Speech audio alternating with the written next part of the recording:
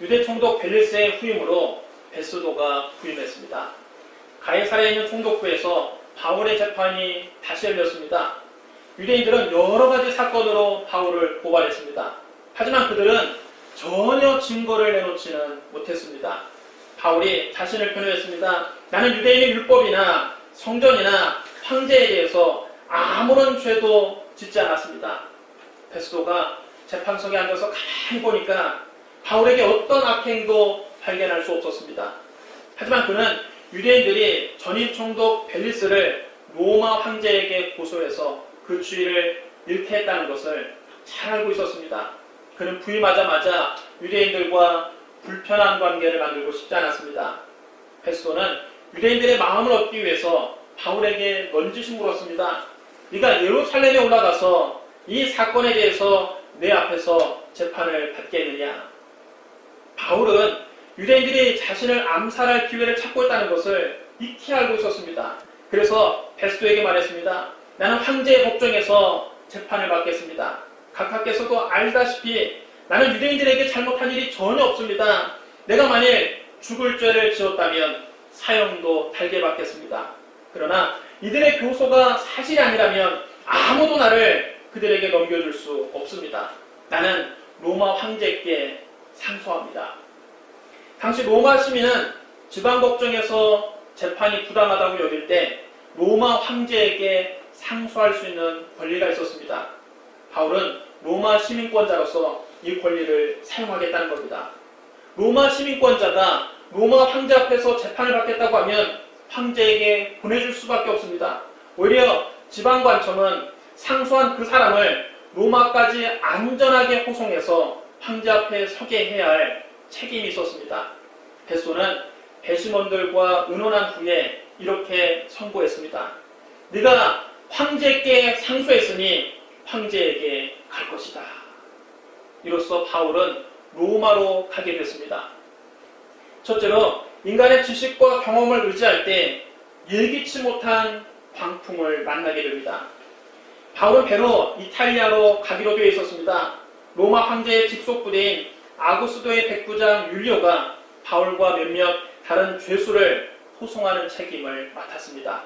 그들은 아드라무떼로 배를 타고 출항했습니다. 그 배는 소아시아 연안의 여러 곳을 항해하는 배였습니다.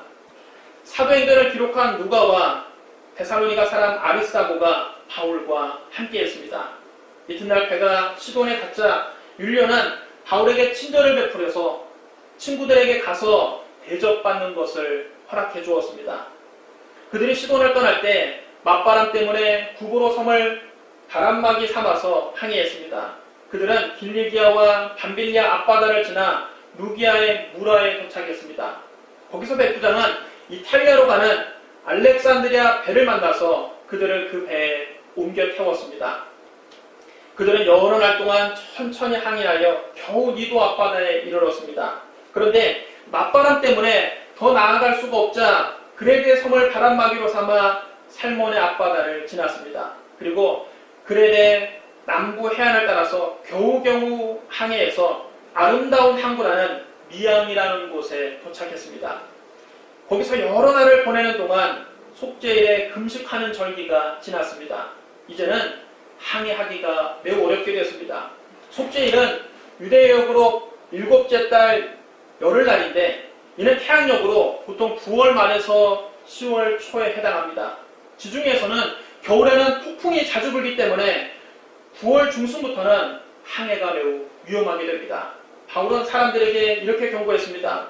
여러분이요, 내가 보니 이번 항해가 하물과 배뿐 아니라 우리 생명에도 타격과 많은 손상을 끼칠 것입니다.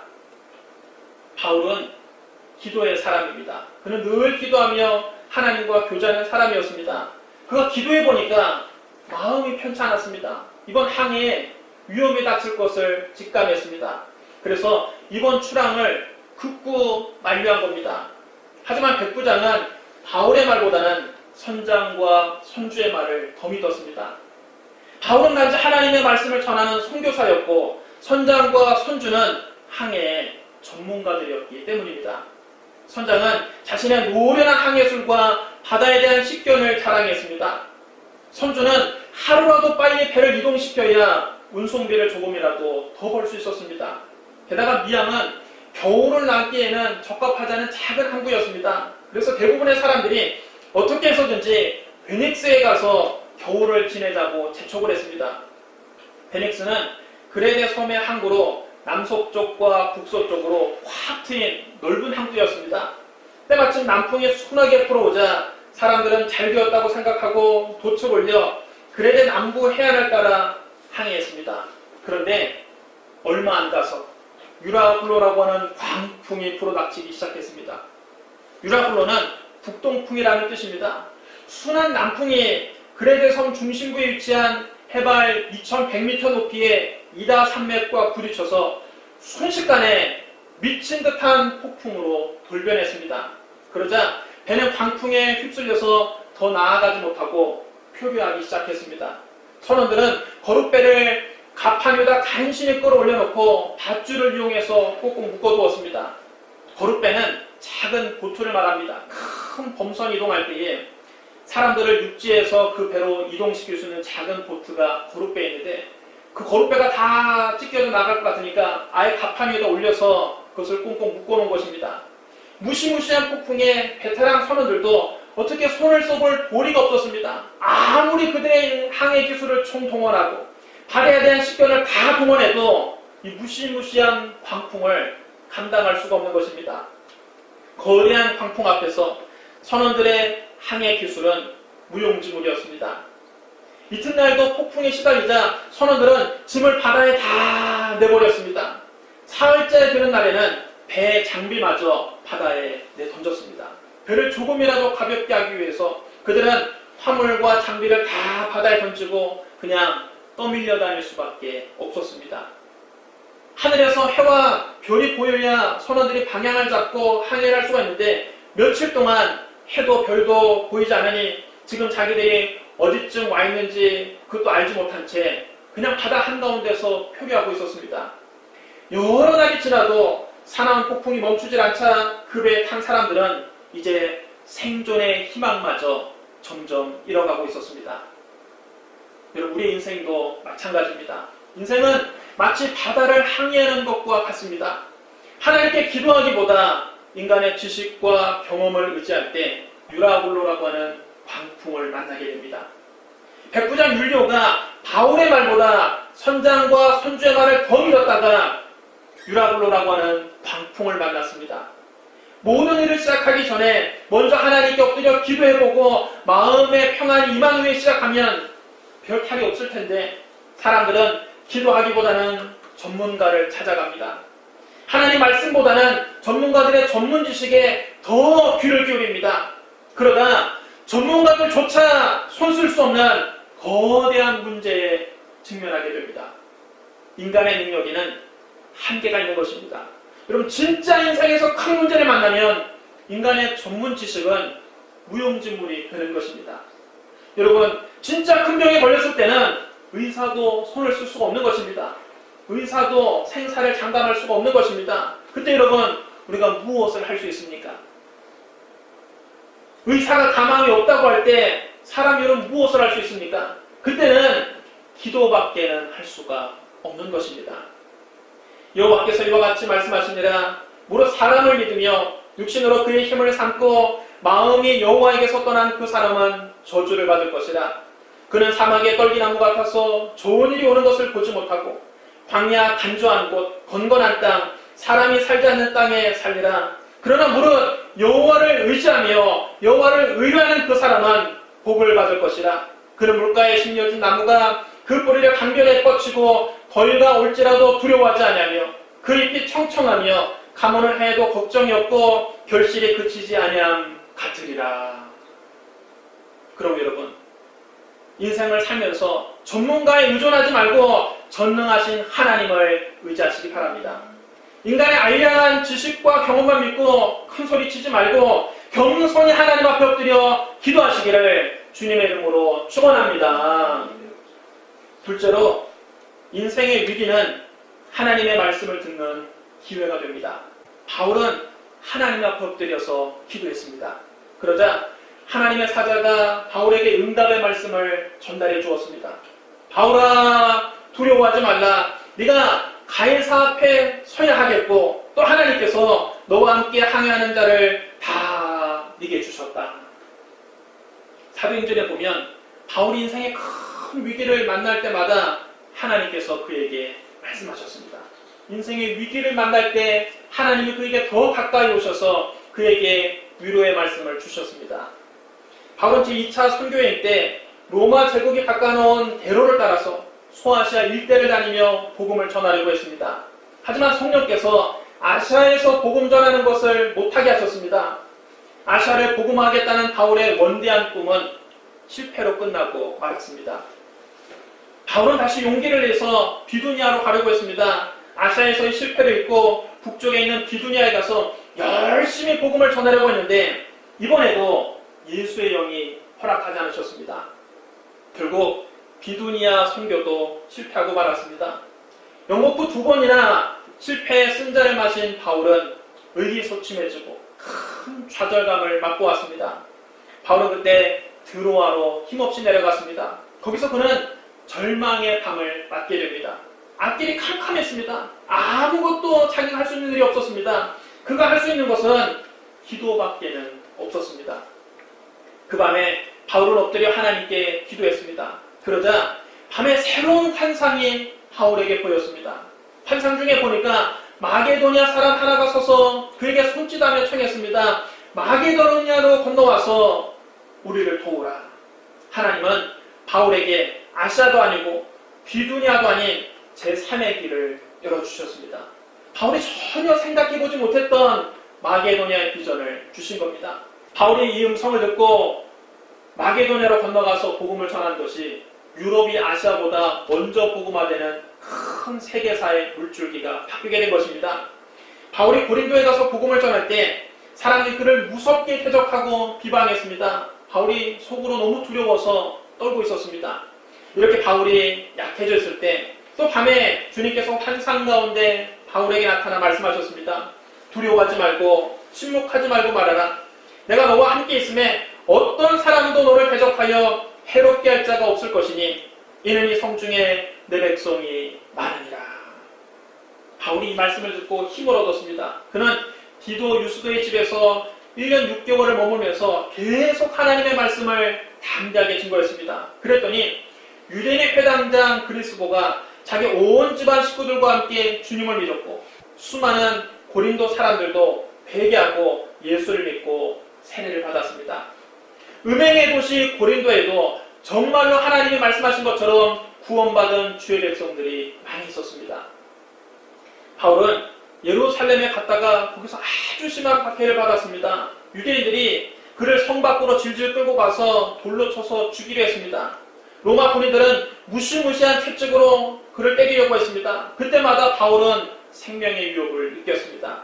당시 바울은 로마에 가서 복음을 전하는 것은 둘째치고 예루살렘을 무사히 빠져나가는 것조차 장담할 수 없었습니다. 눈앞이 캄캄했습니다. 한치 앞이 보이지 않았습니다. 내가 과연 예루살렘을 무사히 빠져나가서 로마까지 갈 수는 있는 것일까? 로마에 가서 복음을 전하겠다는 것이 정말 하나님 나에게 주신 꿈이 맞는 것일까? 로마에 가겠다는 것이 혹시 내 욕심은 아닐까? 바울이 이렇게 흔들리고 있을 때 주님이 그의 곁에 찾아오셔서 말씀하셨습니다. 담대하라. 네가 예루살렘에서 나의 일을 증언한 것 같이 로마에서도 증언하여야 하리라. 바울이 주님의 이 음성을 듣고 새 힘을 얻었습니다. 이번에도 바울의 지중해 한가운데서 유라굴로라고 하는 광풍을 만나서 생존의 희망마저 잃어버렸을 때 하나님의 사자가 그의 곁에 서서 말씀하셨습니다. 바울아, 두려워하지 말라. 네가 가해사 앞에 서야 하겠고 또 하나님께서 너와 함께 항해하는 자를 다 네게 주셨다. 이처럼 바울이 주님의 음성을 들을 때는 그가 선교 사역에서 큰 성공을 거두고 있을 때가 아니었습니다. 오히려 그가 실패했을 때, 마음이 약해져 있을 때, 너무 힘들어할 때 주님이 가까이 찾아오셔서 말씀하셨습니다. 여러분, 우리도 가장 약해져 있을 때 주님의 음성을 듣게 됩니다. 우리가 힘들어할 때 주님은 가장 가까이 찾아오십니다. 우리 자아가 강하면 주님의 음성이 들리진 않습니다. 주일날 교회 와서 설교를 들어도 귀뚱으로만 듣지 마음으로 듣지 않게 됩니다. 우리가 세상에서 잘 나갈 때는 주님이 아무리 말씀하셔도 우리 귀에 들어오질 않습니다. 세상에서 성공할 때는 세상 재미에 취해서 아예 교회도 잘 안 나옵니다. 그러나 거친 세상에서 쓰디쓴 실패를 맛보았을 때, 가족 문제로 남모르게 혼자 눈물을 흘리고 있을 때, 자식이 속을 썩여서 가슴을 쥐어 뜯으며 속상해할 때, 내모로 해결할 수 없는 문제를 만나서 무력감을 느끼고 있을 때, 몸이 병들어서 마음까지 무너질 때, 내가 세상에서 제일 불행한 사람이라고 느껴질 때 누가 시키지 않아도 교회에 나와서 하나님을 찾게 됩니다. 그때는 교회에 나와서 그저 기도하려고 눈만 감아도 나도 모르게 눈물이 쭉 흐르게 됩니다. 눈물이 하염없이 흘러내립니다. 그렇게 우리가 가장 약해져 있을 때 주님의 세미한 음성이 들리는 것입니다. 그제야 하나님 말씀이 우리 귀에 들어옵니다. 그래서 C.S. 루이스는 고난은 하나님의 확성기라고 말했습니다. 사람은 고난당할 때 비로소 하나님의 말씀이 들리는 것입니다. 억센 고난을 만나서 우리가 불안해하고 두려워 떨고 있을 때 주님 우리에게 가까이 찾아오셔서 말씀하십니다. 두려워하지 말라. 두려워하지 말라. 내가 너와 함께 있다고 말씀하십니다. 인생의 위기는 곧 하나님의 말씀을 듣는 기회가 됩니다. 그러므로 여러분, 인생의 위기가 닥칠 때 두려워하지 말고 하나님의 말씀을 듣는 은혜로운 기회로 삼게 되시기를 주님의 이름으로 축원합니다. 셋째로, 하나님을 믿는 사람은 어떤 상황에서도 담대할 수 있습니다. 하나님의 응답을 받은 바울은 다음날 일어나서 사람들 앞에 담대하게 말했습니다. 여러분이여, 내 말을 듣고 글에 대해서 떠나지 아니하여 이 타격과 손상을 면하였더라면 좋을 뻔하였느니라. 내가 너희를 권하노니 이제는 안심하라. 너희 중에 아무도 생명에는 아무런 손상이 없겠고 오직 백분이리라. 내가 속한 바 곧 내가 섬기는 하나님의 사자가 어젯밤에 내 곁에 서서 말하되 바울아 두려워하지 말라. 네가 가이사 앞에 서야 하겠고 또 하나님께서 너와 함께 항해하는 자를 다 네게 주셨다 하였으니 그러므로 여러분이여 안심하라. 나는 내게 말씀하신 그대로 되리라고 하나님을 믿노라. 그런 쪽 우리가 반드시 한 섬에 걸리리라. 여러분 한번 따라해 주시랍니다. 나는 내게 말씀하신 그대로 되리라고 하나님을 믿노라. 유라굴로라고 하는 광풍은 이제 바울에게 더 이상 문제가 되지 않았습니다. 로마에 가서 황제 앞에 서는 것이 하나님의 분명한 뜻이라면 그 꿈은 반드시 이루어지게 되어 있기 때문입니다. 아무리 미친 듯한 폭풍이 불고 지체만한 파도가 배를 집어삼키려 해도 바울을 죽일 수 없습니다. 사명자는 그 사명이 끝나기 전에는 절대로 죽지 않습니다. 바울은 반드시 살아서 로마에 가게 되어 있는 것입니다. 19일째 되는 날 밤에도 그들은 아드리아의 부근에서 이리저리 표류하고 있었습니다. 한밤중에 선원들이 육지가 가까워진 것을 느끼고 수심을 재어보니까 20길이었습니다. 좀 더 나아가서 다시 재보니까 15길이었습니다.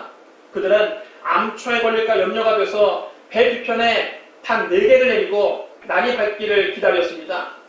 그런데 선원들이 배를 버리고 도망치려고 뱃머리에 닻을 내리는 채 하면서 바다에 거룻배를 띄웠습니다.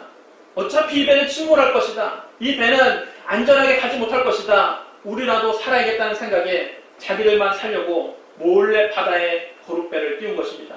바울이 그것을 보고 백부장과 군인들에게 말했습니다. 이 사람들이 배에 있지 않으면 너희도 구원을 얻지 못하리라. 그러자 군인들이 밧줄을 끊어서 거룻배를 떠내려 보냈습니다. 날이 밝아올 무렵 바울은 모든 사람에게 이렇게 말했습니다.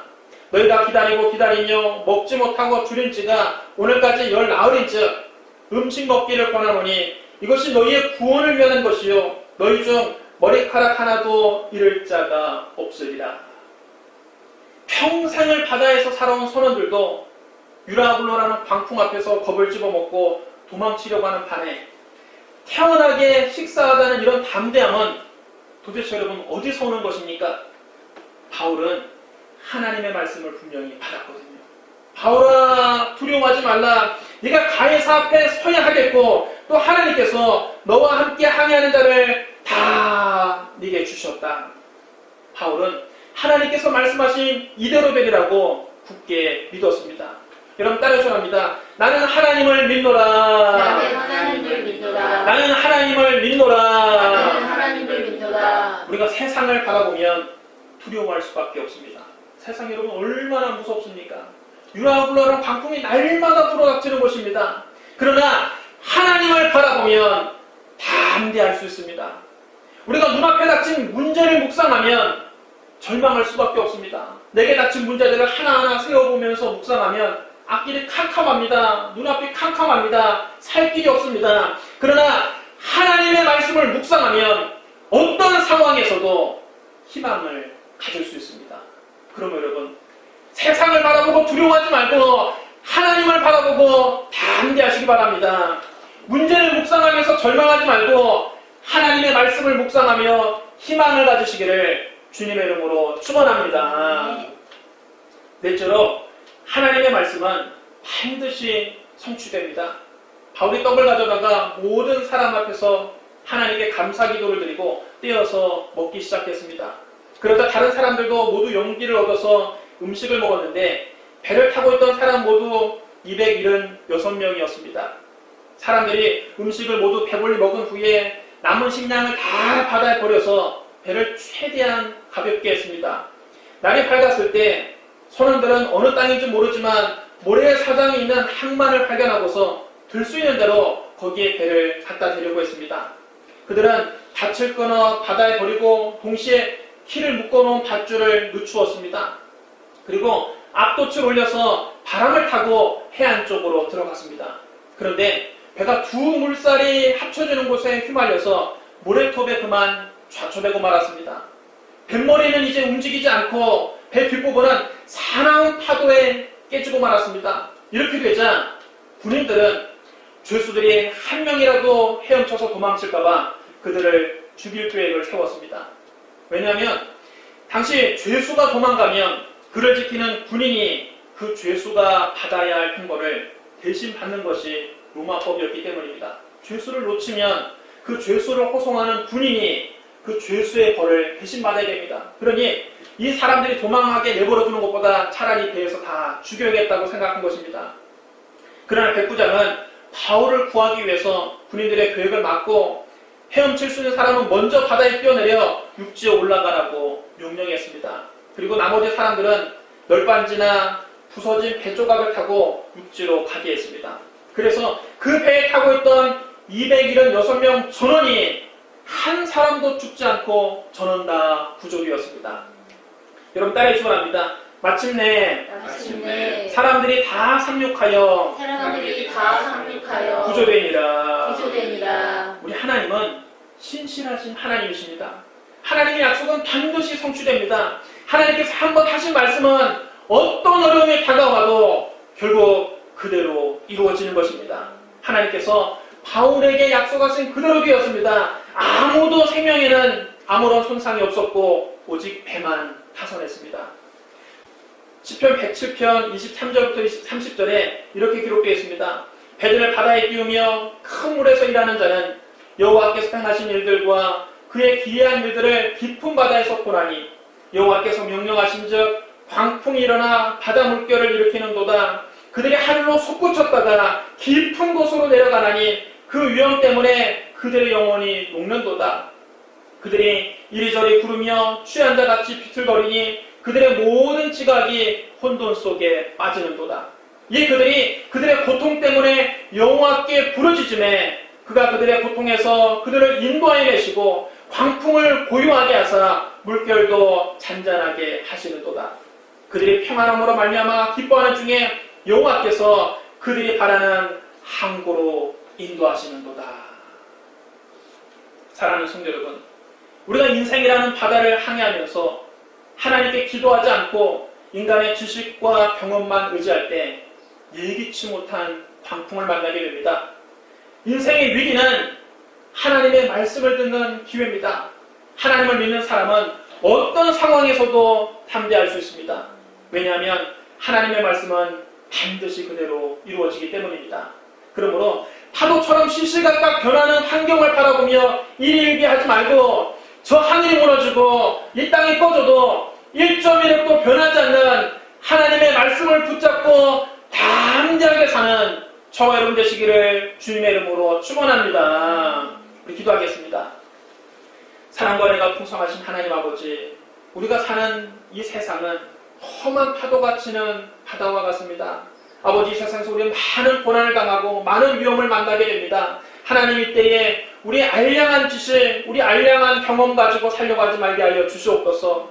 하나님의 말씀 붙잡고 전능하신 하나님을 의지하며 살게 하여 주시옵소서. 인생의 광풍 앞에서 주의 말씀 의지하고 하나님을 믿고 의연하고 담대하게 살아가는 주의 백성들 되게 하여 주시옵소서. 예수님 이름으로 감사하며 기도드리옵나이다. 아멘.